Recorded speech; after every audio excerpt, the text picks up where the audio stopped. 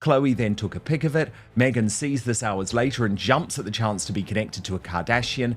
Here's the problem. By Khloé posting this, probably by mistake, it's going to take away from Kylie's party. It was supposed to be Meghan Markle's Hollywood power move, a glamorous wine basket straight into Khloé Kardashian's hands.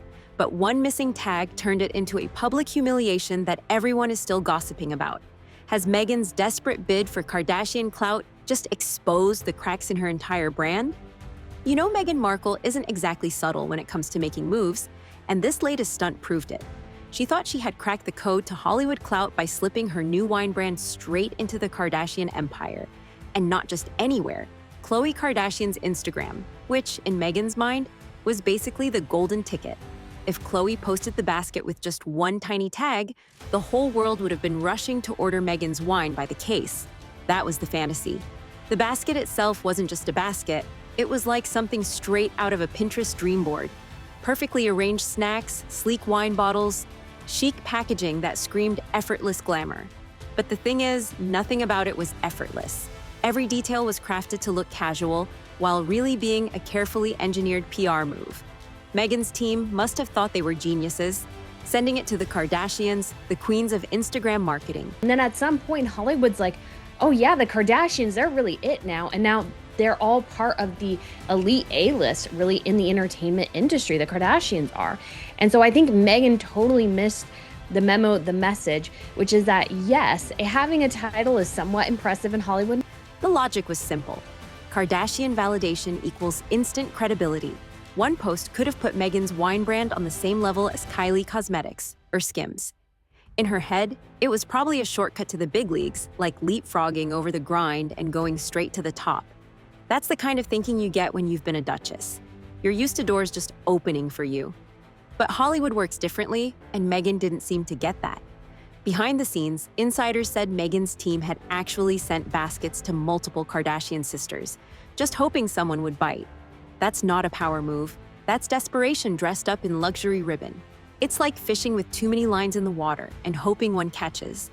The problem is, the Kardashians don't play those games. Their posts are calculated, every tag is currency, and Meghan was betting everything on them co-signing her brand. Meghan probably imagined Khloé opening the basket, sipping the wine, and immediately texting Kim and Kylie like, "This is incredible, we have to post this." In reality, those baskets were more likely opened by assistants, stacked in a corner, and forgotten about until someone thought, fine, we'll throw it on stories. The dream of Meghan Markle and Kardashian unity died before it even began. And that's what makes the setup so juicy. It was built on a fantasy, not reality. When Khloé finally posted the basket, Meghan must have been celebrating for about 30 seconds. Then came the nightmare. No tag, no caption, not even a cheeky wink to hint at who sent it. Just a photo shoved between gym selfies and glam shots, like it was any other random snack basket she gets by the dozen. In the influencer world, that's the equivalent of being ghosted in front of millions. Brutal. A missing tag might not mean much to normal people, but in Kardashian land, it's a deliberate statement. These women know the value of a tag. It's literally worth millions in exposure. If Khloé had tagged Meghan, it would have been intentional.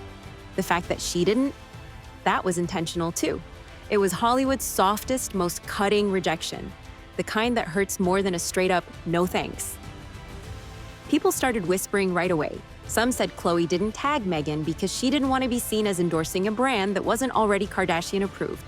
Others claimed it was shade, that the Kardashians didn't see Meghan as part of their circle. And this was their way of saying, you're not one of us. Honestly, that theory makes sense.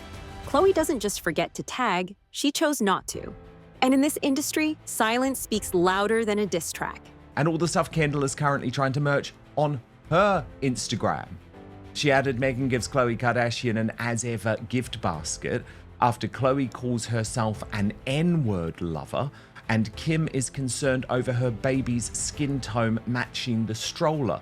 The whispers in Hollywood weren't kind to Meghan after Khloé's cold post, but what made it worse was the rumor mill kicking into overdrive. Word started spreading that the basket Khloé posted wasn't even meant for her in the first place. Apparently, Meghan's team sent out multiple baskets, hoping someone in the Kardashian clan would show it off. But the story goes that Khloé's basket might have actually been passed down from another sister who didn't even want it. Can you imagine? It's like being handed sloppy seconds in the most public way possible. People in the Hollywood gifting circuit live for this kind of gossip. Behind the scenes, assistants, stylists, and PR flacks talk more than anyone.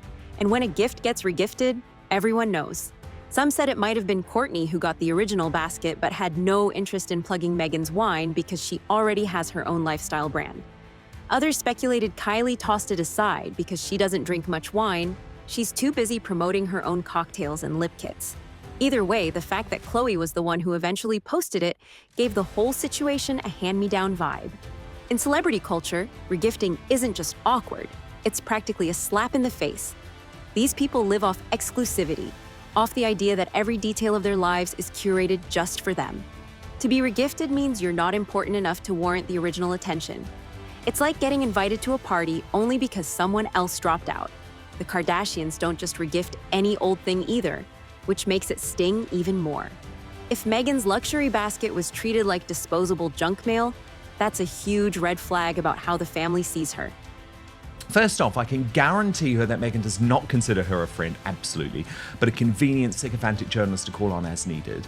But to answer the question as to why Meghan gets more flack than Andrew is that he simply went away and shut up. Meghan Markle's endless attention-seeking antics and relentless PR ensures the public's annoyance, frustration, aggravation. And the gossip didn't stop there. Some insiders swore they saw Meghan's basket shoved in the corner of a Kardashian office, gathering dust until an assistant decided to pass it along.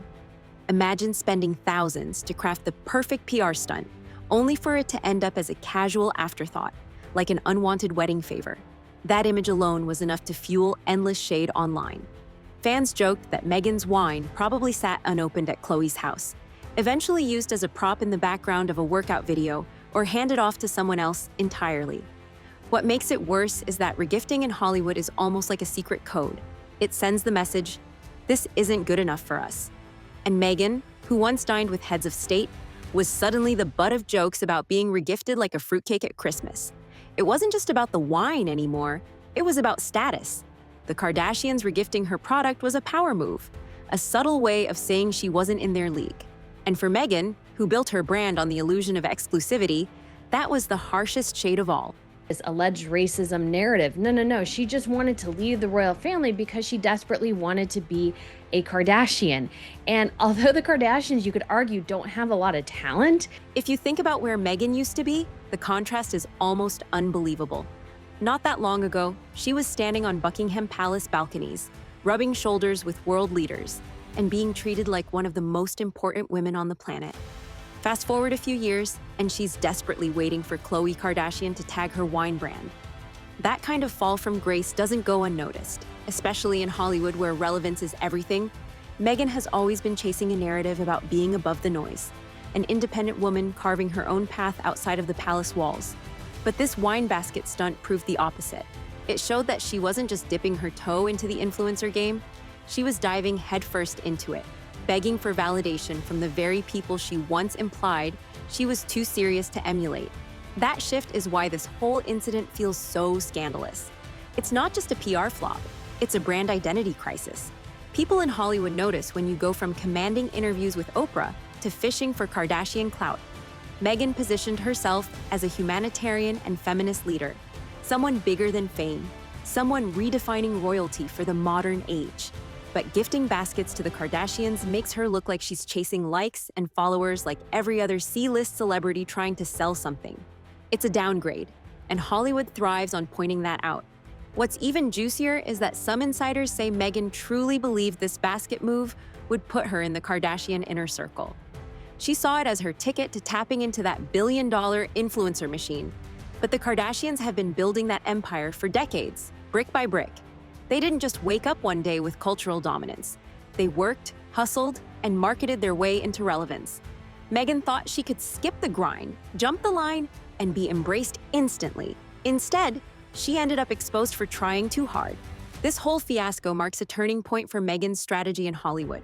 She went from being the Duchess who left the palace for bigger, meaningful work to being the woman silently begging for a shout-out from Khloé Kardashian. And the thing is, once you show desperation in this town, people don't forget. Hollywood respects power moves, not pleading ones. Meghan's basket, meant to show strength, ended up highlighting her weakness. It told everyone watching that she isn't leading the conversation anymore. She's trying to claw her way back into it. Say what you want about the Kardashians, but one thing nobody can deny is that these women grind harder than almost anyone in Hollywood. Kim is filming at 4 in the morning. Khloé is obsessing over photo edits until they're flawless. And Kylie can turn a 3-minute makeup routine into a billion-dollar empire. Their success isn't luck. It's discipline, marketing genius, and an insane work ethic. They live and breathe their brands because they know every single post is money. Meghan, on the other hand, looked like she wanted to skip the hustle altogether. Her wine basket move came across like she thought a royal title and a pretty ribbon were enough to carry her through. It's as if she expected the Kardashians to hand her their audience on a silver platter. No questions asked. But the Kardashians don't share their platform without reason. It has to benefit them too. And Meghan just didn't put in the sweat equity to make it worth their while. No, she never really wanted to do that. And that's why we always see her taking shortcuts through PR and now through these scarcity tactics with her brand. People in Hollywood gossip about this kind of thing all the time. And the word that keeps popping up with Meghan is shortcuts. She isn't building her brand brick by brick the way others have. Instead, she's looking for that one golden moment that will catapult her to the top. But Hollywood doesn't work like that, especially not when your competitors are the Kardashians, who perfected the art of turning even the smallest detail into global news. What makes it sting even more is that Meghan actually had chances to prove her grind before. The Netflix deal, the Spotify podcast, even the Oprah interview. Those were big platforms. But each time, the follow-through wasn't there. The podcast fizzled, the Netflix deal didn't have the same cultural grip people expected, and the Oprah moment turned into old news. By the time she tried the wine basket stunt, people already had doubts about whether she had staying power. And when you put Meghan's approach side by side with the Kardashians, the contrast couldn't be sharper. Kylie launches a lip kit and is wearing it the next day. Kim drops Skims and lives in it, breathing her brand. Meghan launches wine and isn't even seen drinking it. That disconnect screams inauthentic. And in celebrity culture, authenticity sells. The Kardashians may be controversial, but they never look like they're faking their own love for what they sell. Meghan's shortcut move just reinforced the narrative that she wants the rewards without the grind. And Hollywood doesn't forgive that kind of laziness. The second Khloé's post hit, without that all-important tag, the internet smelled blood. Gossip accounts started screen capping it, influencer blogs began speculating about the shade, and TikTok went into overdrive. Within hours, parody skits were everywhere. Creators pretending to be Meghan waiting by her phone for Khloé's tag that never came.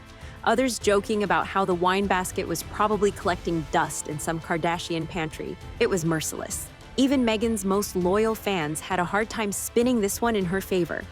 Usually, they flood social media defending her, but this time, the silence was deafening. You could feel the shift. People who once framed Meghan as a victim of unfair press were openly asking why she was chasing Kardashian approval in the first place. That kind of backlash is brutal, because when even your supporters can't find an excuse, you know the stunt has backfired. What made it worse was how quickly the memes became the story. Gossip pages weren't even talking about the wine itself anymore. They were clowning the whole stunt. Some TikToks showed Meghan's basket being passed around like a hot potato between the Kardashian sisters, each one refusing to touch it. Others zoomed in on Khloé's story and pointed out how the wine looked like filler, placed next to random snacks instead of being the star. It turned into a cultural joke faster than her team could do damage control. And Hollywood insiders were eating it up. People started whispering that Meghan had been exposed for what she really wanted. Not respect, not space from the royal machine, but clout. In an industry built on image, desperation kills faster than scandal. And this looked desperate. Meghan, who once framed herself as someone above the noise, suddenly became the butt of it. The Kardashians didn't have to say a word. Social media did the work for them. Here's where it gets messy. Meghan's wine wasn't even living up to the hype her team tried to build. From the start, it was marketed like the second coming of Chateau Margaux. The branding screamed exclusivity, minimalist luxury, with all the curated elegance Meghan loves to attach her name to. But behind the scenes, sales weren't moving the way people thought. Shelves weren't clearing, and those flashy, sold-out announcements started looking more like PR tricks than reality. If something is really hot, you don't have to keep screaming limited edition. It disappears on its own. The whispers started floating that those sellouts were staged. Instead of running out of stock, Meghan's team just quietly capped the number available so they could brag about being sold out. But when months later the exact same bottles popped up again in new launches, it raised eyebrows. People noticed the recycled inventory, and in a market obsessed with fresh, that's a huge red flag. The Kardashians can launch the same product 10 different ways and people still line up. But Meghan's wine wasn't inspiring that kind of frenzy. It looked more like leftovers with a bow. What made it worse is that Meghan herself wasn't even seen drinking it. Think about it. Kylie won't launch a lip kit without wearing it. Kim practically lives in Skims. Rihanna is photographed with her Fenty Beauty products constantly. Meghan? Not a single candid of her sipping her own wine at parties. Not even a casual glass in her kitchen stories. It's like she wanted everyone else to buy it while she kept her distance. And in celebrity branding, nothing kills faster than being caught not using your own product. Fans started speculating why she wouldn't drink it. Was it that she didn't actually like the taste? Or was she worried about being photographed with a glass too often because it didn't match her serious humanitarian image? Either way, the silence was damaging. People don't want to be sold a lifestyle if the person selling it isn't living it. When your whole brand rests on authenticity and you can't even fake excitement for your own wine, you're finished before you begin. So look at this. It's been almost 100 hours and it's clear that Meghan Markle's wine is officially a flop. Without a tag, Meghan's team must have gone into panic mode. Behind the scenes, they scrambled to rewrite the narrative, whispering numbers about bottles sold and triple-digit growth as if statistics could erase the sting of rejection. They fed the press stories about thousands of units flying off shelves, but the math never added up. If it were really a runaway success, why did the same wine keep reappearing in new launches? It looked less like a sellout and more like smoke and mirrors. And then came the rumor that really set tongues wagging.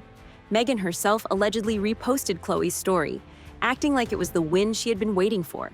No mention of the missing tag, no acknowledgement that the basket was treated like background noise, just over-the-top excitement as if Khloé had blessed her brand.